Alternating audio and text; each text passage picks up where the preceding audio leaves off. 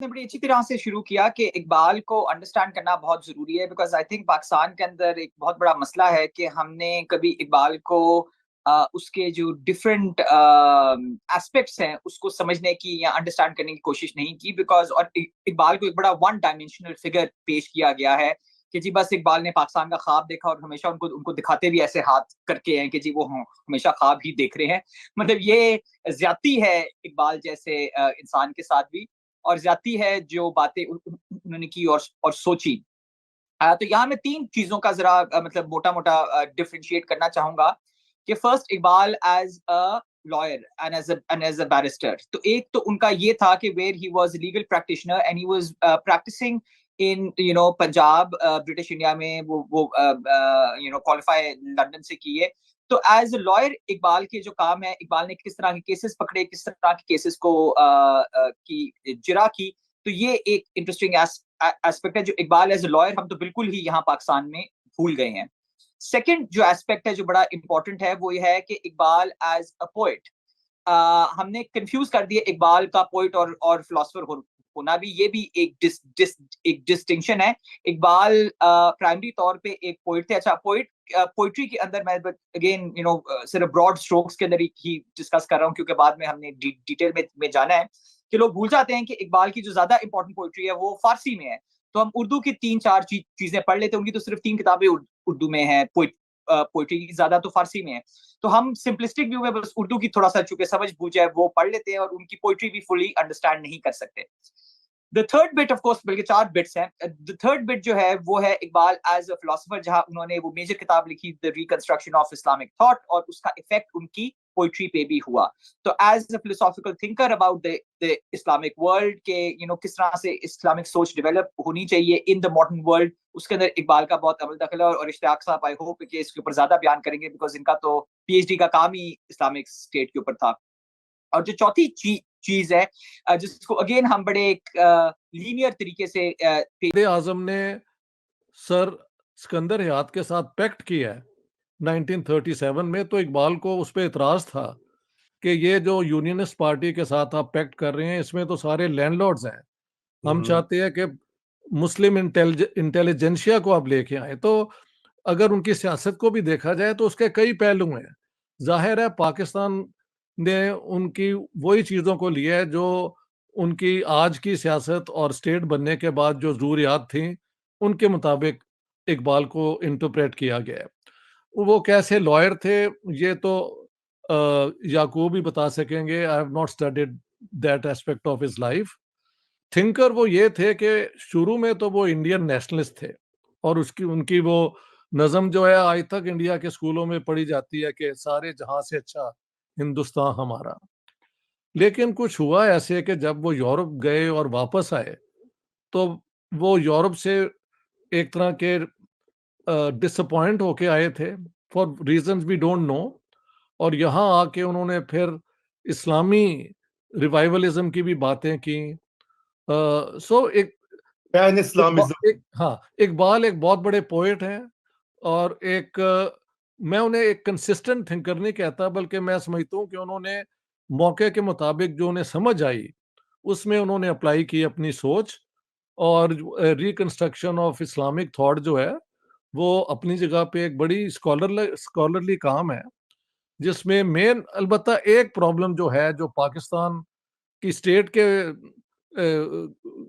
کو اس ڈائریکشن میں لے گیا، یہ بھی کہنا چاہیے، وہ جہاں ان کی بحث ہے کہ کیا نیشنلزم ٹیریٹوریل ہو سکتی ہے کہ نہیں، وہاں انہوں نے کہا کہ نیشنلزم صرف مذہب آپ کی بلیف کی بنیاد پہ ہوتی ہے. تو وہ نیشنلزم جو ہے پھر ٹو نیشن تھیوری کا حصہ بنی اور پارٹیشن ہوئی، اور اسٹیٹ نے اس کو اپروپریٹ کر لیا.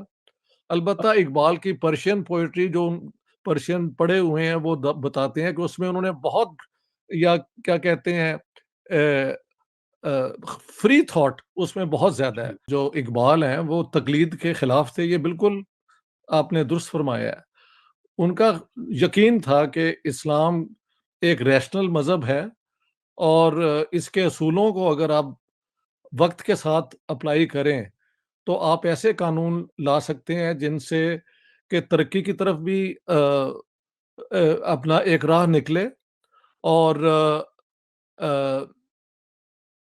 مسلمانوں کے جو مسائل ہیں غربت کے اور بیکورڈنس کے وہ بھی حل ہو سکیں. انہوں نے بہت زیادہ زور دیا, یعنی ایک ان کا خط ہے ٹو جواہر لال نہرو جس میں انہوں نے کہا